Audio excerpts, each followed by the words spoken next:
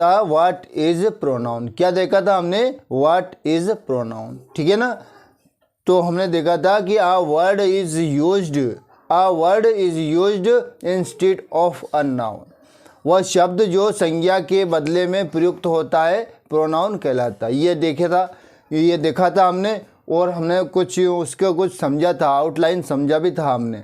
आज हम देखेंगे काइंड्स ऑफ प्रोनाउन। क्या देखेंगे, काइंड्स ऑफ प्रोनाउन। और जैसे ही अपनी क्लास ख़त्म होएगी तो हम एग्ज़ाम के पॉइंट ऑफ व्यू से सारे क्वेश्चंस देखेंगे, किस प्रकार के क्वेश्चन आते हैं इसमें, इससे रिलेटेड किस प्रकार के क्वेश्चन आते हैं वो अच्छे से देखेंगे, ठीक है ना। तो आज देखेंगे काइंड्स ऑफ प्रोनाउन, ठीक है ना। तो काइंड्स ऑफ प्रोनाउन में क्या है, there are 11 kinds of pronoun. सामान्यतः 11 प्रकार के प्रोनाउन होते हैं। कितने प्रकार के प्रोनाउन होते हैं, 11 प्रकार के, ठीक है ना। तो इस क्लास में तो हम 8 देख लेंगे, और नेक्स्ट क्लास में 3 और देख के हम एग्ज़ाम के पॉइंट ऑफ व्यू से समझेंगे, ठीक है। तो देख लेते हैं काइंड्स ऑफ प्रोनाउन, ठीक है ना। अच्छे से देख लेंगे तो हमें इनके नाम भी याद हो जाएंगे, इनका ये क्या क्या होते हैं, किस प्रकार के होते हैं, सारी चीज़ समझ में आ जाएगी। पहला है अपना पर्सनल प्रोनाउन। क्या है, पहला हमारा है पर्सनल प्रोनाउन, मतलब पुरुषवाचक सर्वनाम। पुरुषवाचक सर्वनाम मतलब संबंधित है, पुरुष से रिलेटेड चीज़ें हैं, चाहे उसमें लड़का लड़की महिला पुरुष जो भी है है ना, उससे रिलेटेड चीज़ें रहेगी। कैसे, पर्सनल प्रोनाउन क्या क्या है, पर्सनल प्रोनाउन देख लीजिएगा। फर्स्ट पर्सन जैसे आई है तो आई, मी, आई और मी, ठीक है ना, वे और अस, ये 4 जैसे फर्स्ट पर्सन है तो चार तरह से देख लिया अपने, आई, मी, माई और अवर, ठीक।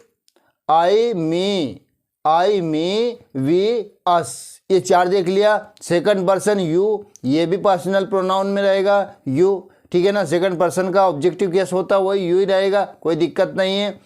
और ही, शी, इट, ही का हिम, शी का हर, है ना। और जो थर्ड पर्सन में दे है तो दे का और देम, ये तो है अपने पर्सनल प्रोनाउन, ठीक है ना। एक बार सुन लीजिएगा, I, me, we, us, you, he, him, she, her, it, they, them, यह तो है हमारे पर्सनल प्रोनाउन, पुरुषवाचक सर्वनाम। फर्स्ट प्रकार कंप्लीट हुआ, पर्सनल प्रोनाउन हमारा कंप्लीट हो गया।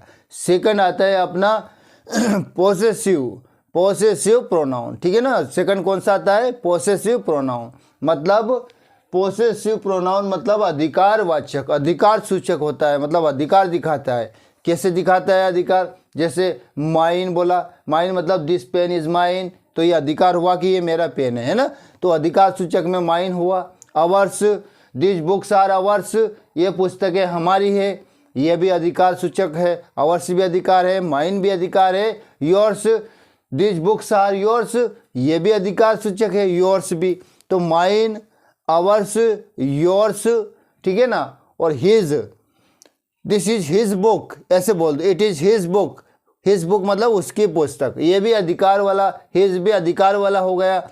और हर्ष भी अधिकार वाला, और देयर्स भी, देयर्स टॉयस, उनके खिलौने, देयर्स बुक्स, उनकी पुस्तकें, मतलब ये भी अधिकार सूचक हुआ, ठीक है ना।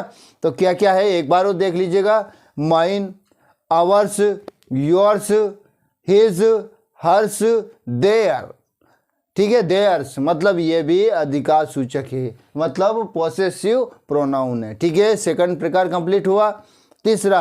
तीसरा आता है अपना डेमोन्स्ट्रेटिव प्रोनाउन। डेमोन्स्ट्रेटिव प्रोनाउन मतलब संकेतवाचक सर्वनाम, संकेतवाचक सर्वनाम। संकेत क्लियर है, जैसे संकेत है this, that, these, this, that, these, those, मतलब देख लीजिएगा, सिंगुलर कोई चीज़ पास में है, अपने पास है, अपने बिल्कुल निकट है, टच कर सकते हैं, तो दिस हुआ सिंगुलर। अगर वही चीज़ थोड़ी दूर है ना, तो दीज हुआ यह और ये, है ना। दिस इज माई पेन, यदि एक पेन है तो, और यदि 2-4 पेन रखा हुआ है यहीं पास में, यहीं अपने पास में, स्वयं मेरे पास भी है, तो दीज आर माई पेन, और दिस इज माई पेन, ठीक है ना। सिंगुलर में दिस प्लूरल में दीज, ठीक है। और दैट, जैसे दूर से हम पॉइंट करके बता सकते हैं that is a boy, that is a pen, that is a book. उसी प्रकार से सिंगुलर तो डेट दूर के लिए, और एक से अधिक होगा प्लूरल होगा तो दोज आएगा, ठीक है ना। वे मतलब वह पेन है, वह पुस्तक है, जैसे वह पेन है, वह पुस्तक है, वह जो भी है ना, व्हाटएवर। और यदि वही चीज़ प्लूरल है तो दोज, क्या बोलेंगे, दोज। तो this, these, this, these, that, Dooj, ये सारी क्या है, डेमोन्स्ट्रेटिव प्रोनाउन है। डेमोन्स्ट्रेटिव मतलब संकेत वाचक सर्वनाम है, ठीक है ना। सच, द सेम, ये भी है, ये भी संकेत बताते हैं। सच बॉय, इस ऐसा लड़का, सच गर्ल, ऐसी लड़की, तो ये सब संकेत वाचक है, ठीक है ना। डेमोन्स्ट्रेटिव हो गया। फर्स्ट हुआ पर्सनल प्रोनाउन, सेकंड हुआ अपना पोसेसिव प्रोनाउन, और थर्ड हुआ अपना डेमोन्स्ट्रेटिव प्रोनाउन। चौथा आता है अपना, क्या आता है, डिस्ट्रीब्यूटिव प्रोनाउन। नाम से स्पष्ट है, डिस्ट्रीब्यूटिव प्रोनाउन मतलब व्यष्टिवाचक या फिर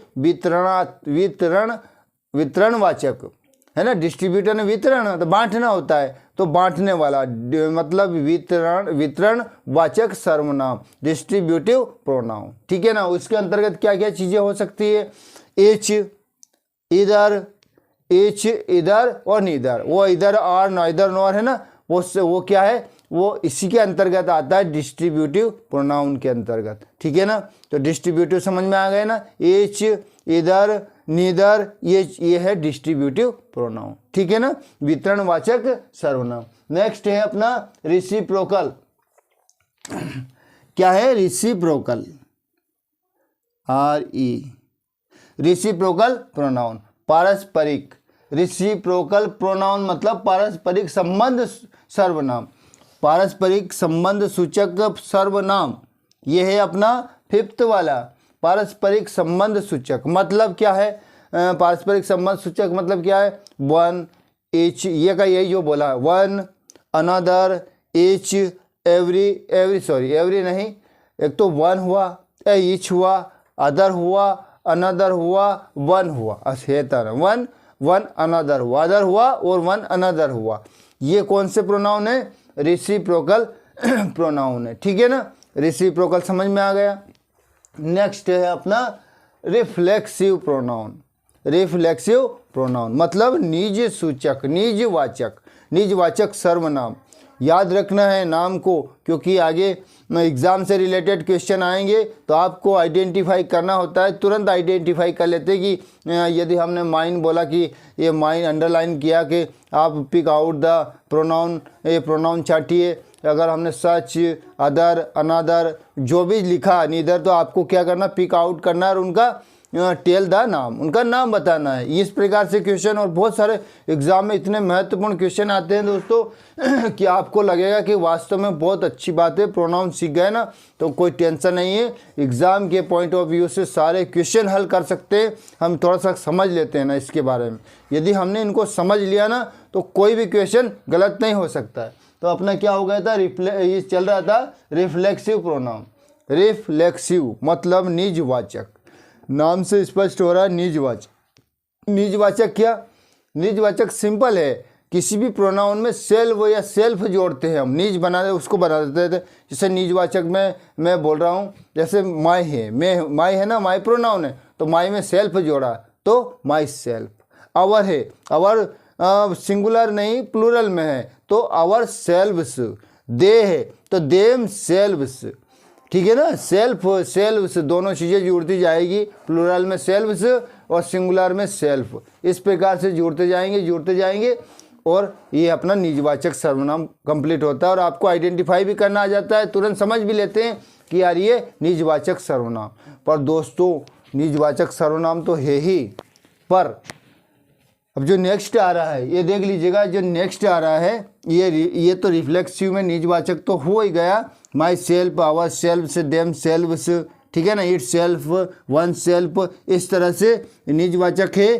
पर ये का यही सेम, छठा और सातवां जो है ना दोनों सेम है। इम्फेटिक प्रोनाउन, इम्फेटिक प्रोनाउन दबाव या दृढ़ता सूचक सर्वनाम दोनों सेम है, वही है। जैसे माई सेल्फ है, इसमें भी माई सेल्फ, आवर सेल्फ्स इसमें भी आवर सेल्फ, हर सेल्फ इसमें भी हर सेल्फ, देम सेल्फ्स इसमें भी देम सेल्फ्स। तो फिर पता कैसे चलेगा? पता कैसे चलेगा कि ये निजवाचक सर्वनाम है कि दबाव या दृढ़ता सूचक सर्वनाम है, क्या है, कैसे पता करेंगे? तो इसको पता करने के लिए बहुत अच्छी ट्रिक है कि ये कैसे पता करेंगे कि इसमें इम्फेटेड मतलब जोर दिया जाता है। ये शब्द है ना, यदि जोर दिया जाता है ना, किसी भी सेंटेंस में इसका जोर पड़ता है, दबाव होता है इसका, तो वह इम्फेटिक सर्वनाम हो जाता है। और यदि नॉर्मल है, दबाव नहीं है, तो वो रिफ्लेक्सिव प्रोनाउन हो जाता है। ठीक है, आगे जब ये आएंगे ना, इससे रिलेटेड बहुत सारे क्वेश्चन रहेंगे, बहुत अच्छे से देखेंगे।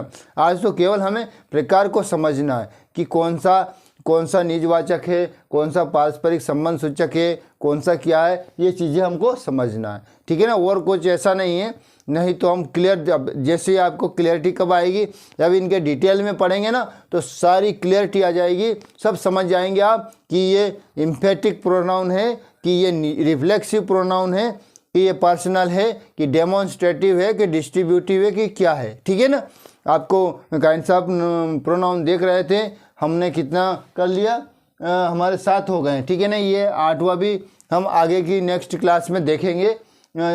8, 9, 10, 11 मतलब 4 और बचेंगे हमारे, 4 और 8, 9, 10 और 11 4 और बचेंगे नेक्स्ट क्लास में। देखने के बाद में जस्ट अपन एग्ज़ाम के पॉइंट ऑफ व्यू से हर चीज़ क्लियर करेंगे। ठीक है ना, तो दोस्तों एक बार और मैं रिपीट कर रहा हूँ, आई एम रिपीटिंग, एक बार और आई एम रिपीटिंग वंस, नाम बता रहा हूँ पर्सनल प्रोनाउन। ठीक है, हिंदी में तो नाम बता ही दिया, अब हिंदी में बताने की ज़रूरत नहीं है। पर्सनल प्रोनाउन पहला हो गया, पॉसेसिव प्रोनाउन दूसरा हो गया, डेमोन्स्ट्रेटिव प्रोनाउन तीसरा हो गया, डिस्ट्रीब्यूटिव प्रोनाउन चौथा हो गया, रेसिप्रोकल प्रोनाउन पांचवा हो गया, रिफ्लेक्सिव प्रोनाउन छठा हो गया, और इम्फेटिक प्रोनाउन सातवां हो गया। सबके उदाहरण भी बता दिए थे हमने। पर्सनल में क्या था, आई, we, us, I, me, we, अस, तो फर्स्ट पर्सन की ये भी इसमें पर्सनल में है, और यू है, यू भी पर्सनल प्रोनाउन में, और ही का ही होता है, ही, हिम, शी का हर होता है, she, her, they, them, it, ये सब पर्सनल प्रोनाउन के अंतर्गत आते हैं। और mine, ours, yours, theirs, hers, ये आते हैं पोसेसिव प्रोनाउन के अंतर्गत।